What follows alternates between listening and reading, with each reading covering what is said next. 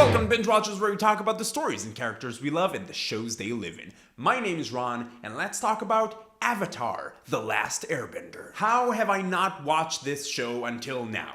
Seriously, what happened? I watched a few episodes here and there, but I never watched the whole thing start to finish until a few weeks ago, and holy shit, this is a good show. It's not just a good show for a cartoon or a good show for a kid's show. No, this is a genuinely good show, and this is also proof that I'm bad at YouTube. You're supposed to only give your final opinion at the end of the video because otherwise people just click away. But hey, with Binge Watchers, you know what you're getting. Avatar sets up this incredibly fleshed out world that's divided to 4 nations: the Earth Kingdom, the Water Tribe, the Air Nomads, and the Fire Nation. The Air Nomads have been gone for a while, and the Fire Nation has become this oppressive, tyrannical force that's slowly conquering more and more territory. It also introduces the concept of bending and benders, people who can bend elements to their will: fire, water, earth, and air.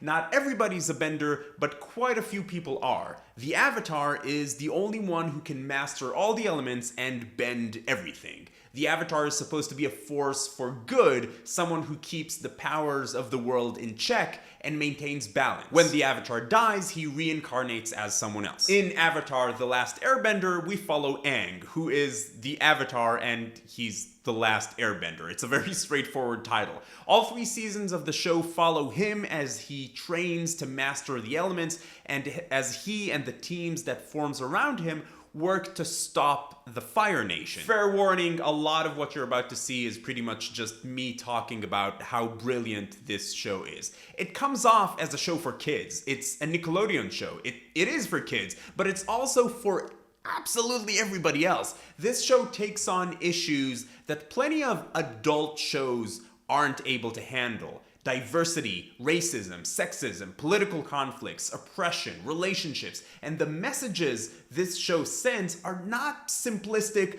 be excellent to each other, and that's it. Don't get me wrong, that's a great message. You should absolutely try to be excellent to people. But Avatar digs deeper into why certain things are the way they are. A lot of shows that want to take something on, like racism or sexism, they do it in a very obvious way. They have a character that hates black people or Jews or whatever, or some executive sexually harassing a female secretary. And all of these things are terrible things, and of course we have to fight obvious sexism and racism, but there's something that's much more widespread and sometimes much more dangerous, and that's casual sexism and racism. The offhand remarks that people make and dismiss as jokes, or certain things they just expect from the world around them. A good example of this is when you have 2 working parents and you hear the guy saying that he helps out around the house or with the kids. Or when dad comes to pick up the kids from class or kindergarten or whatever, and he's superhero, super dad,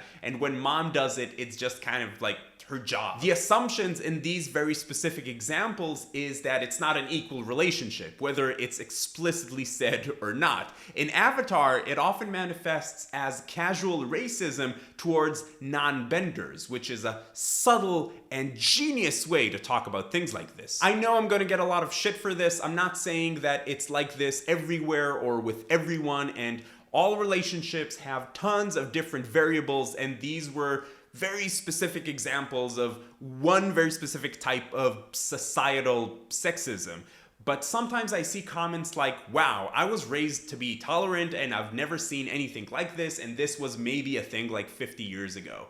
Then I think your environment is incredible and that you're amazing. But I also think it's unhealthy to think that these things don't exist. Anyway, back to Avatar. Before my rant, the point I wanted to make was that Avatar tackles these things through the story, through how characters interact with each other and the world. And sure, often you have a very convenient cartoon resolution to these things, or things that wouldn't be this easy to work out in the real world, but the message and the issue those things are still there. The characters in this show are also incredibly deep. The core group, Aang, Sokka, and Katara, are all deeply explored. They're profoundly different from one another, and they grow throughout the show, realizing things about themselves and their place in the world, learning when to compromise and when to stand up for themselves. And the supporting cast, Toph, Zuko, Iroh, are all incredible characters. Iroh and Toph are two of the coolest characters ever. I love those characters so much. Iroh's whole arc goes on in the background of the story, the background of the show, but it's one of the most interesting stories in Avatar, and there are plenty of those. I also love how this show approaches war. At first, you see the Fire Nation as basically World War II Nazi Germany, this destructive, oppressive force that just wants to take over the world. And while the Fire Lord, their leader, is pretty much your standard evil dictator, you get to explore their side. You see the culture of the people in the Fire Nation as well as you see in the other nations. You see the human aspect of this terrifying empire. You also see people doing bad things for what they feel is a good cause, which is how one man's freedom fighter is another man's terrorist. There are plenty of other things I absolutely loved about this show. The whole story in Ba Sing Se is incredible and one of my favorite storylines. There are tons of specific storylines that I loved, but I think I went on long enough. The most impressive thing of all of this is that this show does all this stuff that I talked about while still being just a fun, well-animated, incredibly original, and kind of goofy cartoon. And you watch it and you have lots and lots of fun watching it, and it's only after you've watched it that you realize how clever they were about everything. So, yeah, you know, I